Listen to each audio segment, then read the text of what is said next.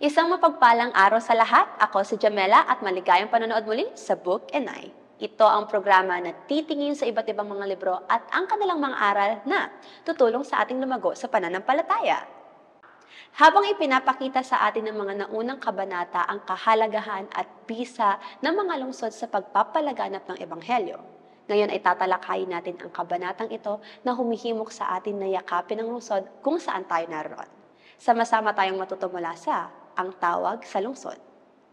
Si Pablo at ang iba pang misyonaryong Kristiyano ay nagpunta sa malalaking lungsod dahil nang maipalaganap ang Kristyanismo doon, ito ay mabilis na lumaganap sa rehiyon, sa buong mundo at mas madaling nakaapekto sa mga kultura.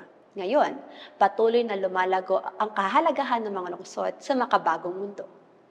Binanggit ni Ginoong Timothy Keller na noong 1950, tanging New York at London lamang ang may populasyon na humigit sa 10 milyon. Ngayon sa kasalukuyan, may humigit 20 megacity na. Marami sa mga ito ay lumitaw sa nakalipas na 20 taon. Ipinapakita ng mabilis na urbanisasyong ito ang patuloy na pagtaas ng impluwensya ng mga lungsod na pinalalakas ng globalisasyon at teknolohikal na pag-unlad na nagpapadali sa walang kapatay na paggalaw ng tao, ideya at kapital. Dahil dito, ang mga lungsod ay naging sentrong hub ng kapangyarihang pangkultural at pang-ekonomiya na madalas ay mas malaki pa ang epekto kaysa sa mga pambansang pamahalaan. Ang katanyagan ng mga lungsod ay nagdadala ng isang natatangi at apurahang pagkakataon para sa ministeryo ng Ebanghelyo. Ngunit bago natin ito talakayin, dapat muna natin kilalanin ang mga hamon ng ministeryo sa mga lungsod. Gaya ng sinabi sa aklat, mahalaga na magkaroon tayo ng mga Kristiyano at mga simbahan saan man may mga tao. Ngunit ang mga tao sa mundo ngayon ay lumilipat sa malalaking lungsod ng mas mabilis kaysa sa simbahan. Ang komunikasyon at ministeryong Kristiyano ay kailangang maisalin sa bawat bagong wika at konteksto. Ngunit hindi sapat ang bilis ng pagtugon ng iglesia upang makahabol sa mabilis na paglago ng populasyon sa mga lungsod. Gayunpaman, ang hamon dito ay hindi lamang upang paramihin ang mga simbahan at ministeryo sa mga lungsod. Walang halaga ang dami kung hindi epektibong maipapahayag ng simbahan ang Ebanghelyo.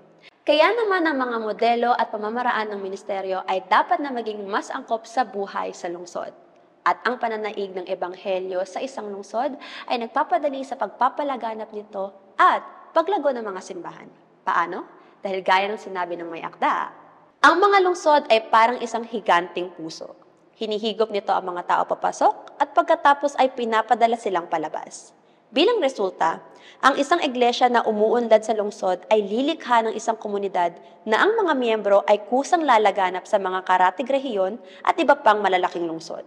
Sa madaling salita, ang isa sa pinakamabisang paraan upang maabot ang isang rehiyon at bansa ay ang maabot muna ang sarili mong lungsod. Ang patuloy na paglaki at paglawak ng impluwensya ng mga lungsod sa kasalukuyan ay nagdadala ng pinakamalaking hamon sa mga simbahan. Ngunit kasabay ng mga hamong ito ay ang napakaraming natatanging oportunidad. Kung nais ng mga Kristiyano na maabot ang mga hindi pa naabot, dapat tayong pumunta sa mga lungsod. Upang maabot ang mga susunod na henerasyon, dapat tayong pumunta sa mga lungsod. Upang magkaroon ng epekto para kay Kristo sa paghubog ng kultura, dapat tayong pumunta sa lungsod. Upang mapaglingkuran ang mga may hirap, dapat tayong pumunta sa mga lungsod. Upang gawing mas payak ang mensahe ng kabanatang ito, ang may akda ay tahasang naghihikayat sa mga simbahan na kilalanin ang estratehikong halaga ng mga lungsod at aktibo makilahok sa ministeryong urban. Sa pamamagitan nito, ang mga simbahan ay makatutulong sa pag-unlad ng mga pamayanan sa mga lungsod at pagpapalawak ng misyon sa mga makapangyarihang sentrong ito.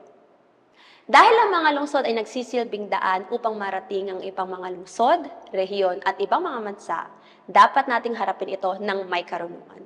Ngunit higit pa riyan, mahalin at yakapin natin ito kay Kristo at para kay Kristo.